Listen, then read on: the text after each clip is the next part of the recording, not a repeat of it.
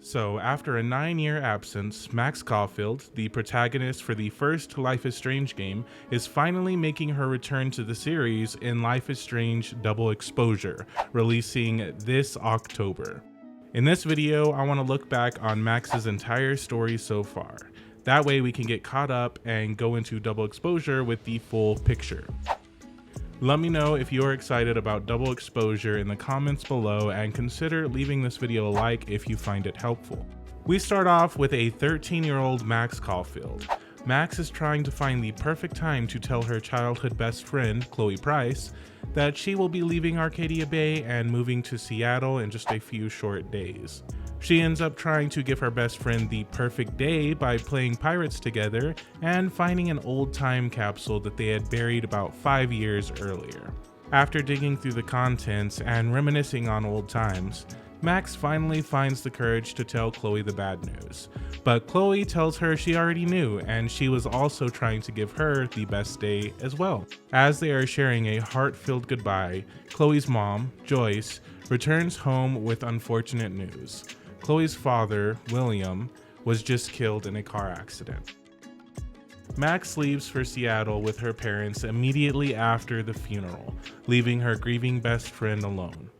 Max leaves Chloe a tape telling her that even though they are apart, they will always be best friends. However, Max gets so busy with her new school and life that she slowly stops replying to Chloe's messages over the next few months. 5 years later, a now 18-year-old Max returns to Arcadia Bay to attend Blackwell Academy, a school which the prestigious photographer Mark Jefferson teaches at. He is also a person Max greatly admires. While in class, Max falls asleep and has a vivid dream that she is standing at the lighthouse and sees a tornado approaching Arcadia Bay.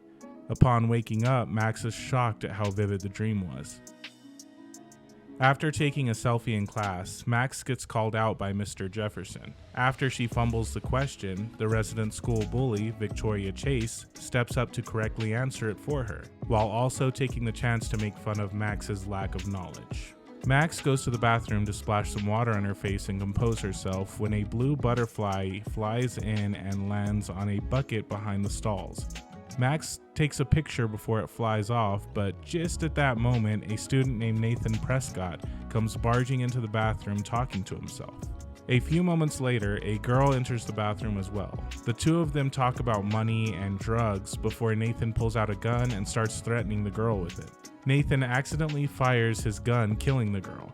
At that moment, Max jumps out from behind the stalls and reaches her hand out as if to stop the bullet. Max jerks herself awake back in class. Everything is playing out just like it did moments ago. Startled from realizing she has somehow went back in time, she accidentally knocks her camera off the desk, breaking it. She decides to see if she actually does have the power to reverse time, and to her amazement, she does. She uses her powers to answer the question Mr. Jefferson had asked her last time, and to dodge his insistence on her turning in a photo for the upcoming Everyday Heroes contest. She rushes to the bathroom and repeats everything she did last time, and sure enough, Nathan and the girl come back into the bathroom. Max uses her powers to activate the fire alarm before the girl is killed. As she exits the restroom, a security guard named David Madsen accuses her of activating the fire alarm. She is saved by the principal and told to go outside. Just before she leaves, the principal asks her if there's anything she wants to tell him. She has the power to rewind time, so she can carefully decide what to say. She decides to tell the principal that she saw Nathan waving a gun around in the girls' bathroom. But because Nathan is from a very rich and powerful family from Arcadia Bay, she doesn't think anything will happen to him. On her way back to her dorm, Max is stopped by Victoria, who refuses to let her inside. Max uses her powers to set up a series of accidents that result in a bucket of paint being dumped all over Victoria. Max now has an opportunity to take a picture and make fun of her, but decides not to stoop to her level and is nice to her instead. Later on, as Max leaves the dorm area, she sees the security guard, David, harassing her classmate, Kate Marsh. She has the option to take a picture of it happening, but instead decides to step in and stop the situation. Kate is very appreciative, but now Max is in David's crosshairs. In the school parking lot, Max meets with her friend Warren to return a flash drive. Max is about to confide in him about her powers, but gets interrupted by Nathan, who is pissed at Max for telling on him to the principal. Warren tries to distract Nathan so Max can run away, when the girl from the bathroom pulls up in a truck and Max realizes it's her childhood best friend Chloe. Max gets in the truck and they make their escape. They share an awkward conversation about how Max never called in the past 5 years and didn't even let Chloe know that she was back in town. Max realizes her camera was broken in the scuffle with Nathan, so Chloe offers to take Max back to her place so she can fix it. They head into Chloe's room, and while looking for a CD to play some music, Max finds a photo of Chloe with another girl. Chloe explains that this girl's name is Rachel Amber and that they became friends in Max's absence. However, she is missing, and Chloe has been putting up missing person photos all around Blackwell trying to find her. Chloe gets frustrated and tells Max she's going to smoke some weed and to go downstairs and find some tools to fix her camera. As Max looks for the tools in the garage, she notices that Chloe's stepdad has hidden cameras set up all throughout the house, and even has a file on Kate Marsh from Blackwell. Back upstairs, Max tries and fails to fix her camera. Chloe notices the picture of the blue butterfly that Max had taken in the bathroom and puts the pieces together that Max might be the one who saved her. Max admits to it, and a grateful Chloe gives Max her father's old camera in exchange for the photograph. As the two begin to dance to some music, Chloe's stepdad gets home and she tells Max to hide before he sees her. He comes into the room and accuses Chloe of taking one of his guns, which Chloe denies, and finds that weed that she was smoking earlier. Max can choose to stay hidden in the closet, but decides to go out and take responsibility. Surprisingly, it's David, the security guard from Blackwell. He begins to berate her for bringing drugs into his house and for stepping in between him and Kate at school earlier. He eventually leaves, and a grateful Chloe reveals that she did actually steal one of his guns and tells Max to sneak out with her because she has something to show her. They arrive at the lighthouse, and Chloe tells Max why she was in the bathroom with Nathan. Apparently, she had seen Nathan drunk and flashing money around in a dive bar and decided to try and steal from him to pay off some of her debts. But he ends up drugging her first. She comes to in his room while he is taking pictures of her, but she manages to escape. The whole situation in the bathroom was Chloe trying to blackmail Nathan for money. As Chloe tries to express her desire to find Rachel Amber, Max suddenly flashes back to the lighthouse with the tornado approaching Arcadia Bay. She finds a newspaper and realizes she is 4 days in the future. Max suddenly flashes back to Chloe and starts to panic and tell her about the tornado and her powers. Chloe doesn't believe her, then all of a sudden snow starts falling while they are sitting in 80-degree weather. It's completely baffling to them. Chloe then tells Max to start from the beginning and tell her everything that happened. The next morning, while Max is showering in her dorm, she overhears Victoria, along with one of her minions, Taylor, making fun of Kate because of a viral video going around campus of Kate wasted and making out with a bunch of people at one of the popular Vortex Club's parties. Max goes back to her dorm to grab a book she had borrowed from Kate to discover her room was trashed and a threatening message left on her wall. She suspects Nathan was the culprit. Max stops by Kate's room to return her book, and the two discuss what exactly happened at the Vortex Club party the night Kate's video was taken.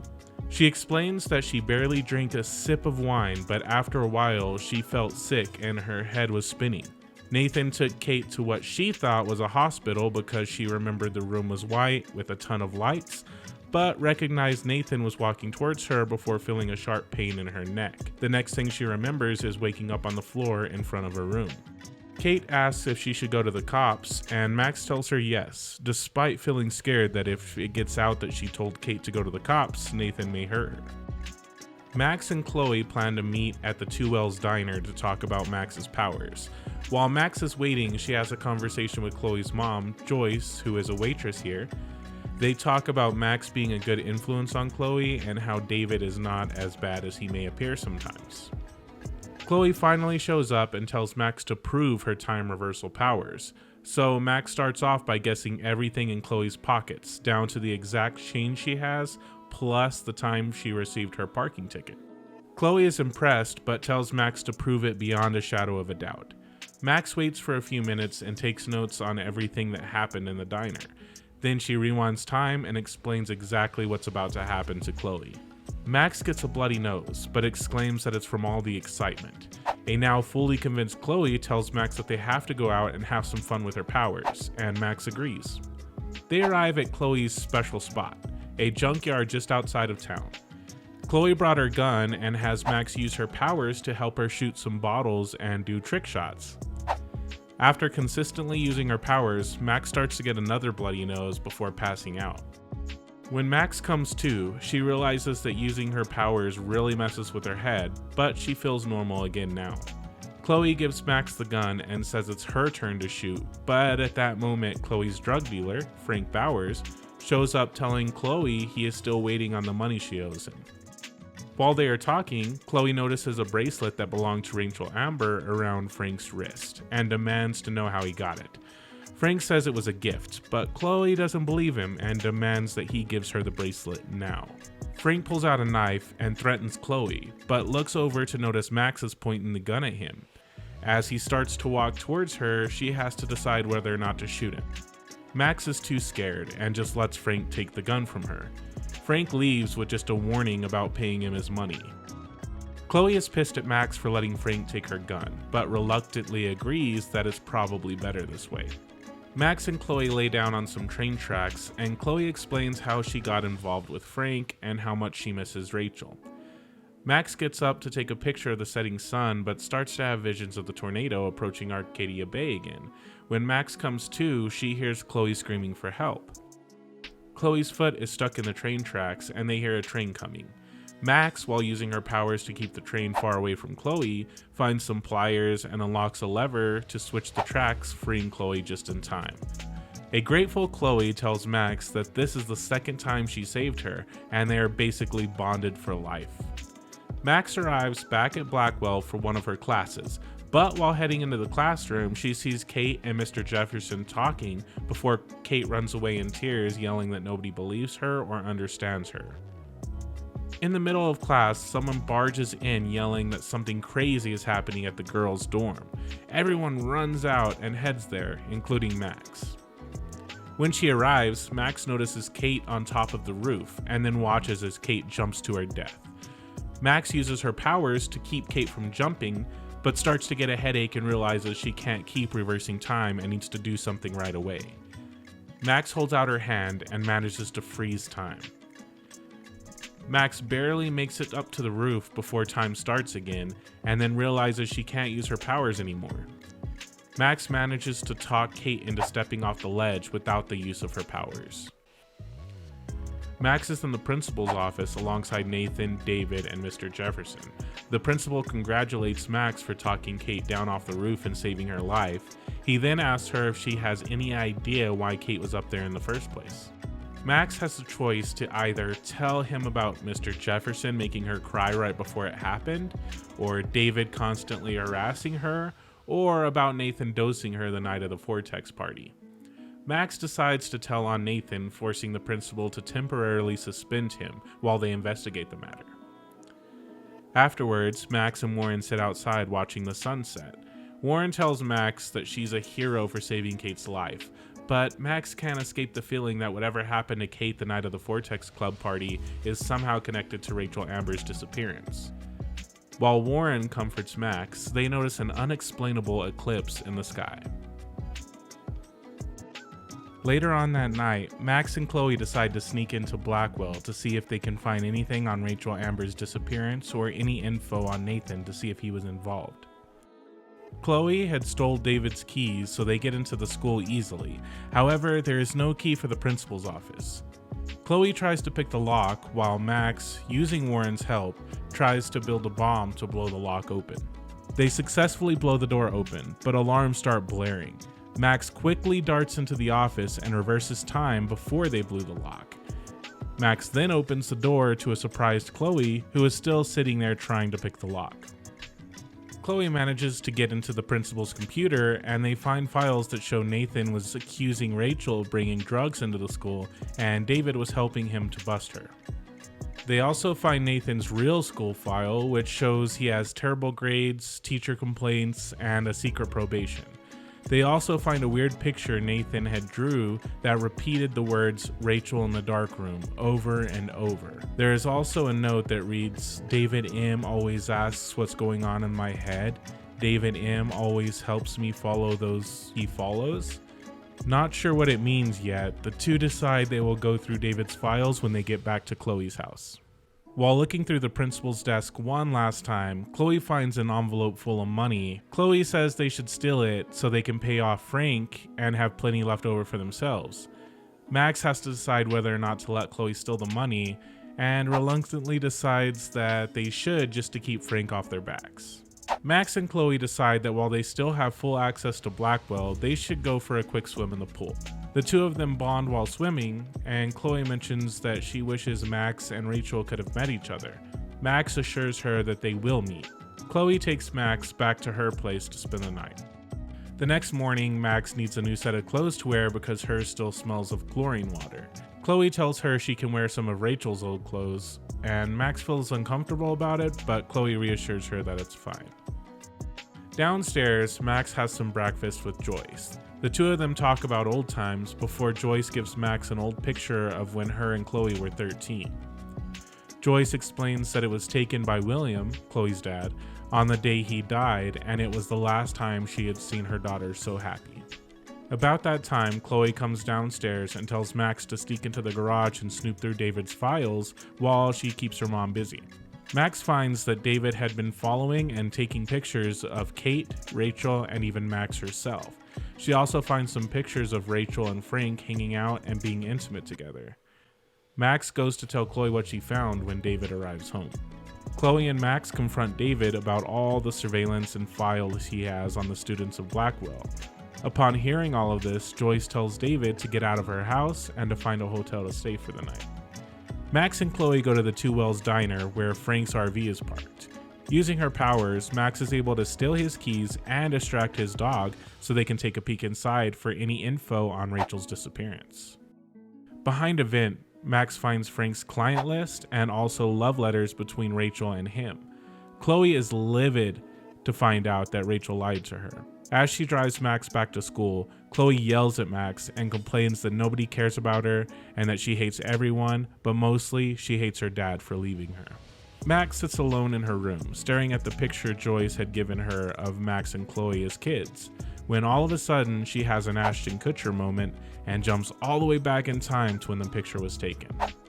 A confused Max looks around and sees a 13-year-old Chloe making breakfast with her dad. Knowing that William dies in a car accident that day on his way to pick up Joyce from the grocery store, Max quickly jumps into action and hides his keys so he's forced to take the bus instead. Max suddenly jumps back to the present, and she's sitting outside talking to Victoria, Taylor, and a bunch of other popular people she is now apparently friends with. Max quickly runs to take the school bus to Chloe's house and is surprised to see David is now the bus driver. Max knocks on the door and William answers. He's happy to see her and says Chloe is going to be overjoyed to see her best friend again after all this time. But Max is shocked when Chloe rolls up to the door in a wheelchair. Max walks with Chloe along the beach as Chloe explains what happened to her. Apparently, William was never in a car accident, so he survived, but that led to him buying Chloe a car and she got into an accident herself, breaking her spine. Now her body is paralyzed and she requires constant care. Max spends the night watching a movie with Chloe. The next morning, the girls flip through a photo book, talking about old times. Chloe expresses that this is the best day she has had in a long time. She then presents Max with a very difficult choice. Chloe asks Max to turn her morphine drip up to 11 so she can just drift away in this perfect moment. Max struggles with this decision, but ultimately decides to comply. No matter what reality she's in, she doesn't want her friend to suffer. With tears in her eyes, Max once again focuses on the picture of the day that William was supposed to die. This time, she doesn't interfere and lets him leave.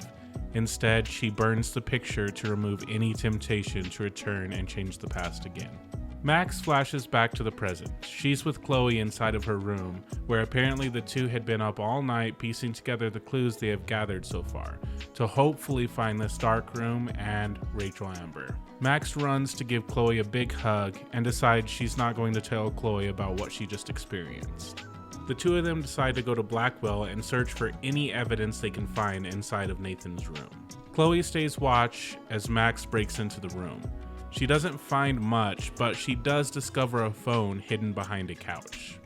As the two of them leave, they bump into Nathan and an argument breaks out. Nathan starts to pull a gun on them, but luckily Warren heard the commotion and comes out to help them. Max pulls Warren off of Nathan before escaping. Max and Chloe decide to go talk to Frank to see if they can get a list of all of his customers so they can decode the client list that they had stolen from his RV the previous day.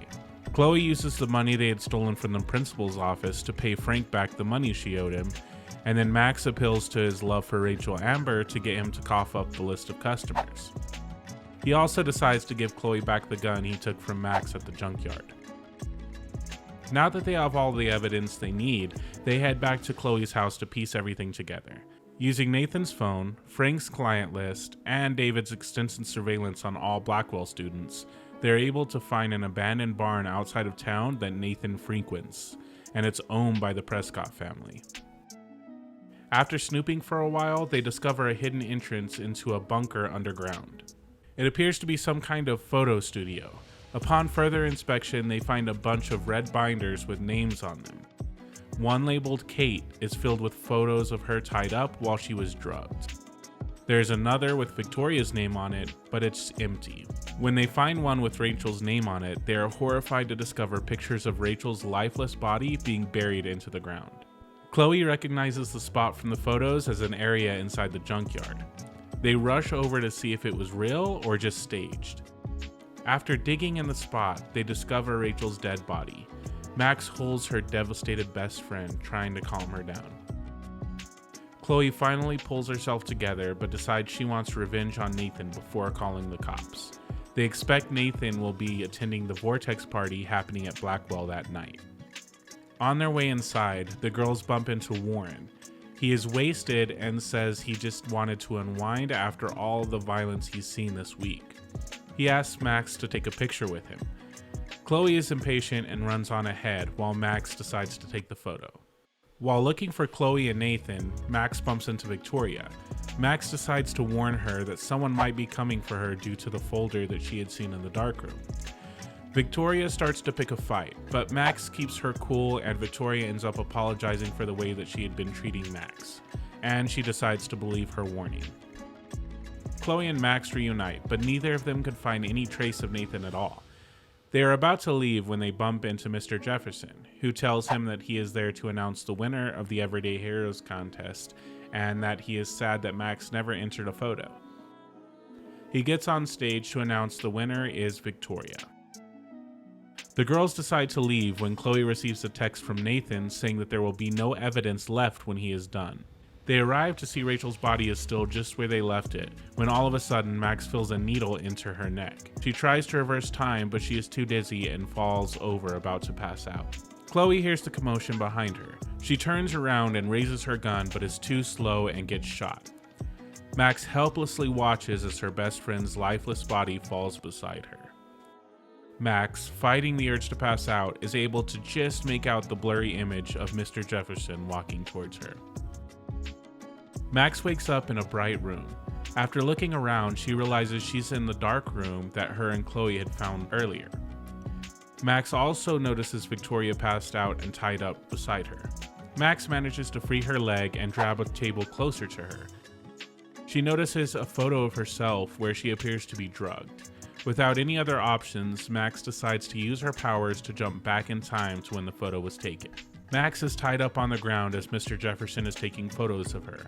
He rambles on about taking the perfect shots of innocence and how this studio is under surveillance, so when he's seen Chloe and Max snooping around, he used Nathan's phone to lead them into a trap. Mr. Jefferson starts to get pissed off at Max for moving and ruining his photos, so he goes to grab the needle to give her another shot. Max manages to gather enough strength to kick his table away, spilling some of the drugs on a folder before he doses her again. Max wakes back up to the present. She notices the table in front of her again, but Mr. Jefferson had taken his photos out of the folder she had spilt drugs on. She sees one where she appears to be more lucid and jumps back through time to that one. She comes to with Jefferson explaining that Victoria may have won the contest, but she chose Max because they have a connection. He goes on to tell her that him and Nathan had a kind of father-son dynamic, but Nathan didn't have the talent. Apparently, Nathan was the one who kidnapped Rachel because he had a crush on her and wanted to prove himself to Mr. Jefferson, but accidentally gave Rachel too big of a dose and she overdosed. Mr. Jefferson explains that he killed Nathan and will frame him for Rachel's, Chloe's, and even Max's death. Max assures him that she will make him pay before she uses her powers to talk him into throwing her journal on the ground in front of her. The journal opens up to the selfie Max had taken at class all the way back when she first realized she could rewind time. Max jumps through time back to when the photo was taken. With malice in her voice, Max answers the question that Mr. Jefferson asks. Knowing that David had been paranoid of everything going on at Blackwell, she sends him a text with all the info he will need to take down Mr. Jefferson and Nathan. Max then hands in her photo of the Everyday Heroes contest, knowing that she will probably win. Max flashes back to the present. She's now on an airplane flying to San Francisco because she had indeed won the contest. She also notices a newspaper clipping showing Mr. Jefferson has been arrested. Max breathes in a breath of fresh air, knowing she fixed everything. While at the art gallery that is showing off her photo, Max starts to get a bloody nose again before she gets a vision of the tornado approaching Arcadia Bay.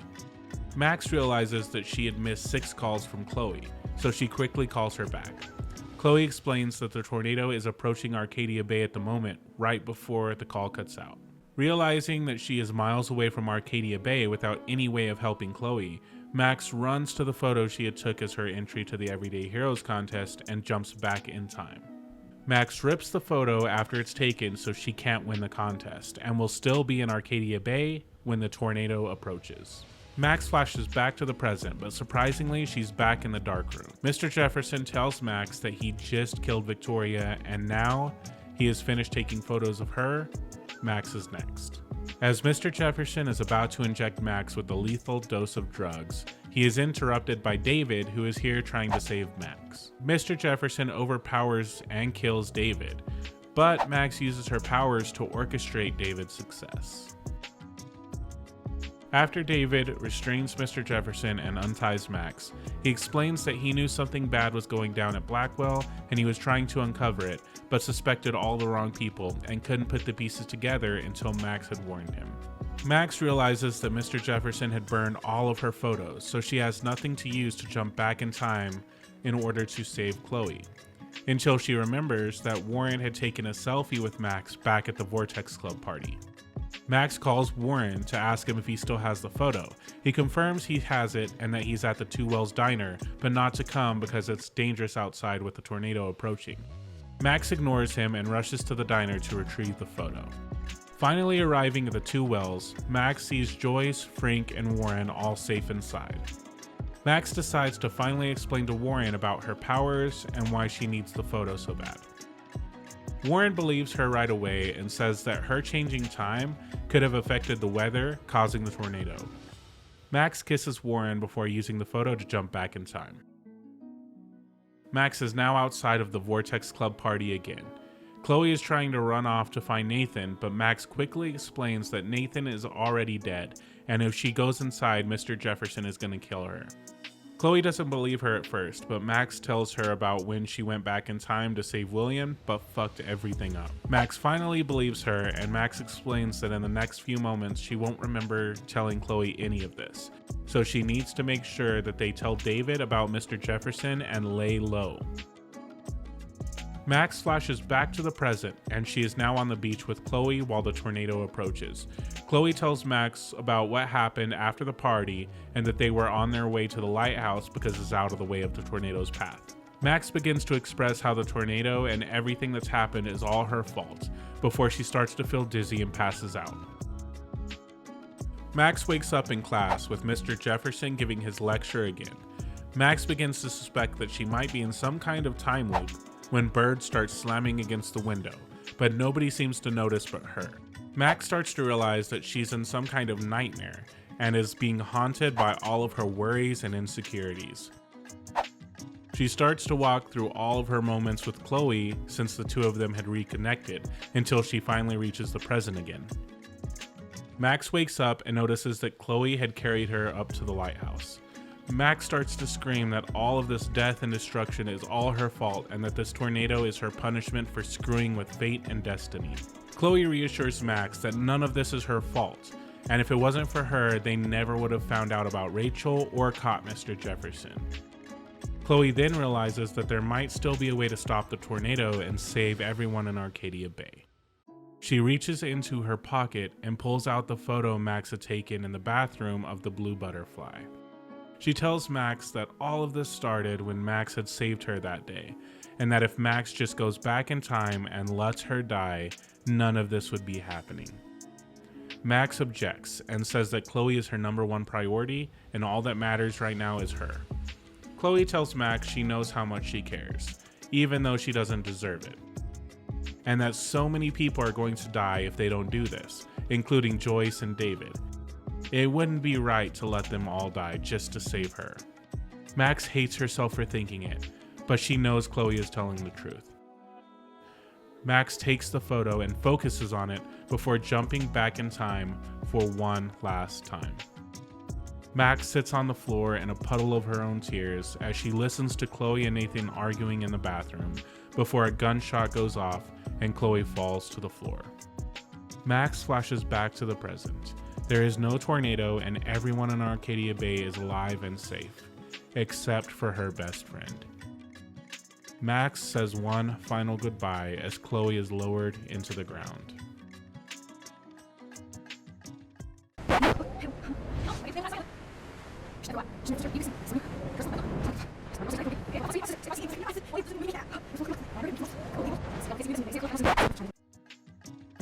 Refusing to accept her best friend's death, Max rips the photo in half and tosses it over the edge of the cliff.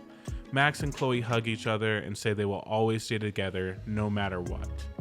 The next morning, Max and Chloe drive through the rubble of what used to be Arcadia Bay.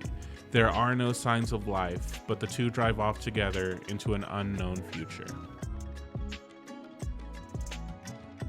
And that concludes Max's story, at least so far.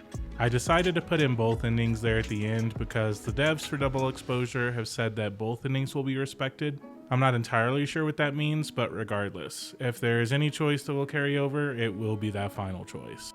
Let me know in the comments below, what was your favorite ending? Now, if you made it this far in the video, thank you so much, I appreciate it. Please leave this video a like if you found it helpful and subscribe if you want to see more content from me in the future. Thank you guys so much. Thrash on, Shaka Bras.